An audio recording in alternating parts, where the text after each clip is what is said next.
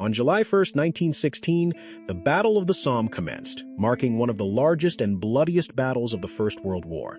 This massive offensive ultimately lasted 5 agonizing months. The opening day, July 1, 1916, became the British Army's deadliest day in history. It saw approximately 57,000 casualties, a toll that echoed through generations and communities. The Somme offensive was conceived as a joint Allied big push on the Western Front, intended to coincide with attacks by Russia and Italy elsewhere. This aimed to break the stalemate. While the British preferred to attack in Belgium, the French insisted on an operation where the two armies met. This critical junction was along a 25-mile front on the River Somme in northern France. However, on February 21, 1916, Germany launched an attack on Verdun, intending to wear down the French. This desperate situation forced the British to launch their Somme attack earlier than planned to aid their ally. British Empire forces on the Somme were commanded by General Sir Douglas Haig. He faced pressure to attack at a time and place not of his original choosing, adding complexity to his command. Haig also disagreed with his senior commander, Lieutenant General Sir Henry Rawlinson. Rawlinson advocated modest bite-and-hold tactics, doubting the possibility of a breakthrough. In contrast to Rawlinson's caution, Haig held a more optimistic view regarding the potential for a breakthrough. This difference in strategy influenced the overall battle plan. The French were the senior partner in the alliance, requiring Haig to accommodate their views. General Ferdinand Foch led the French forces on the Somme, a significant figure in Allied command. Initially, the French role in the Somme operation was much greater. However, the desperate situation at Verdun significantly reduced their planned contribution, shifting more burden to the British. Haig's plan envisioned the British Fourth Army breaking through the German lines in the center. Simultaneously, the Third Army in the north and the French Sixth Army in the south were to create diversionary attacks. If successful, the plan called for the Reserve Army, including cavalry units, to exploit the created gap. Their role was to then roll up the German line, hoping for a decisive victory. The Germans were entrenched behind a formidable set of defenses, whose strength Allied intelligence significantly underestimated. This critical miscalculation would prove costly. Crucially, the bulk of British troops involved in the Battle of the Somme were inexperienced volunteers. These new armies had been recruited in 1914 to 1915, lacking veteran combat experience. On June 24, 1916, the British began a 7-day preliminary bombardment.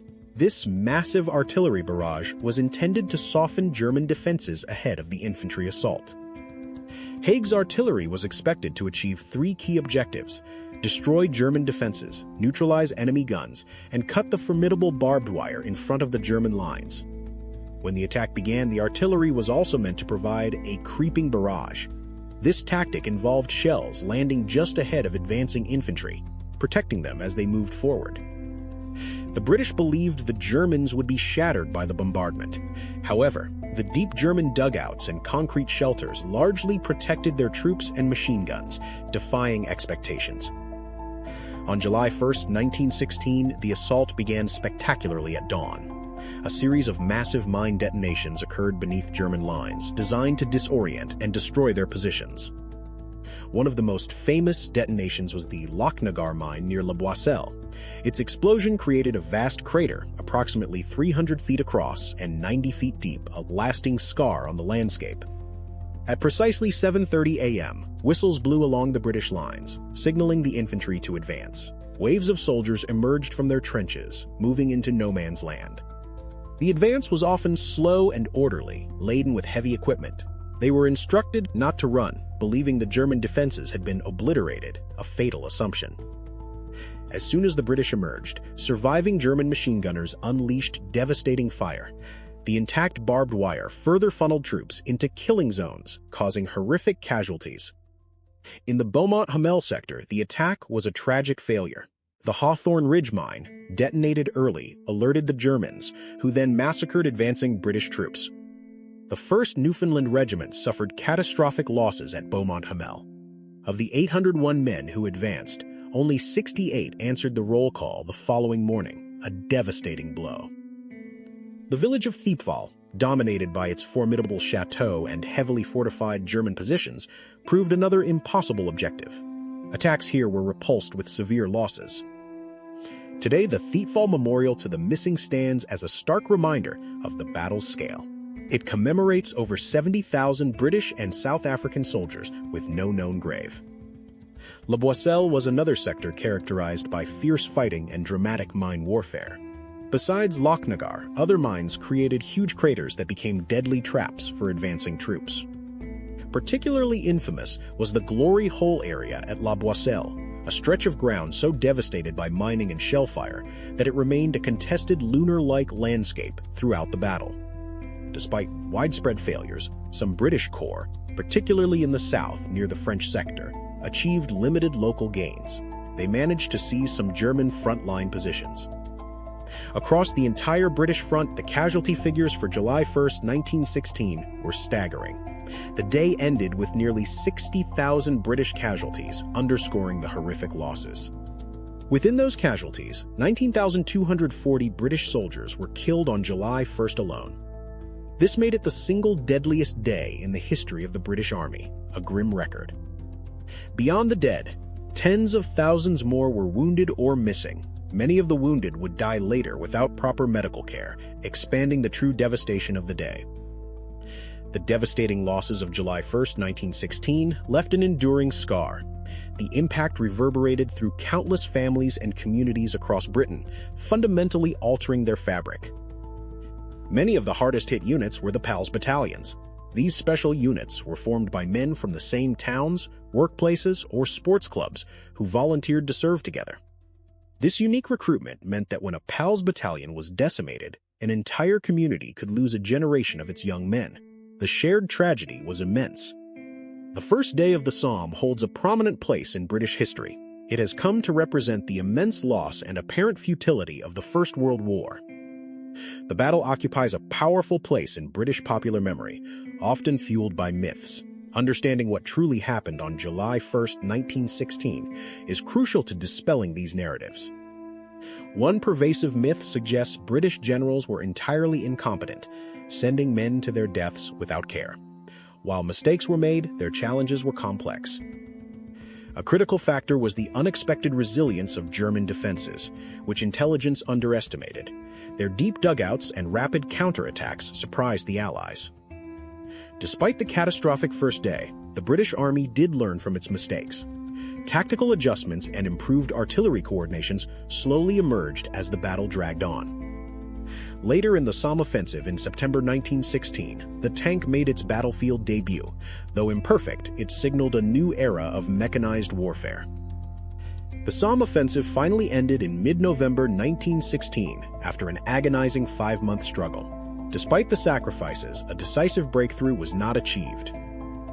By the end of the battle, Allied casualties reached over 600,000, with German losses estimated at similar figures.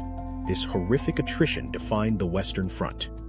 The Somme remains a potent symbol of the immense scale of human suffering and the brutal realities of trench warfare during the First World War.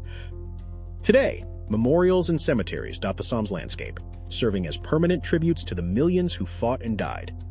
They call for remembrance and reflection.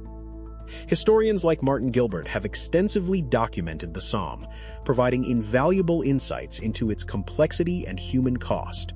Their work is essential for accurate understanding. The Imperial War Museums, IWM, serve as a primary source for understanding the Somme, offering detailed accounts, artifacts, and personal stories that bring history to life. Similarly, the National Army Museum provides extensive resources. Their collections and exhibitions offer crucial perspectives on the logistical and human aspects of the campaign. Understanding the Somme is vital for comprehending the broader narratives of World War I. It highlights the brutal evolution of warfare and its profound societal consequences. Beyond the numbers, the Somme is a tapestry of countless personal stories. Diaries, letters, and memoirs offer intimate glimpses into the experiences of those who were there. The battle's legacy is one of immense courage amidst unimaginable horror. The sacrifice of a generation continues to resonate, reminding us of the human cost of conflict. The Somme underscores that war is rarely simple narratives of good versus evil. It's a complex interplay of strategy, technology, human endurance, and tragic miscalculations. Remembering July 1st, 1916, is not about glorifying war, but about honoring the fallen and learning from history's most painful lessons to prevent future conflicts. Over a century later, the Somme still evokes strong emotions.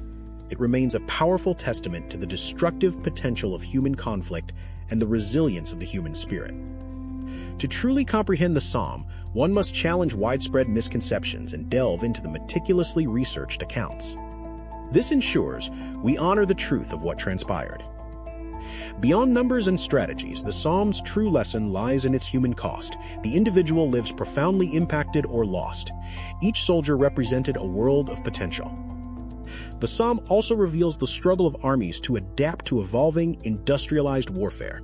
The lessons learned, though costly, shaped future military doctrine and technology. The Battle of the Somme and WW1 itself reshaped the global political landscape. Its profound impact continues to be felt in international relations and historical narratives. The story of the first day of the Somme serves as a powerful reminder of sacrifices made, the lessons of history, and the enduring quest for a lasting peace. Thank you for joining us on this exploration of a pivotal moment in history. Subscribe for more factual documentaries and share your thoughts in the comments below.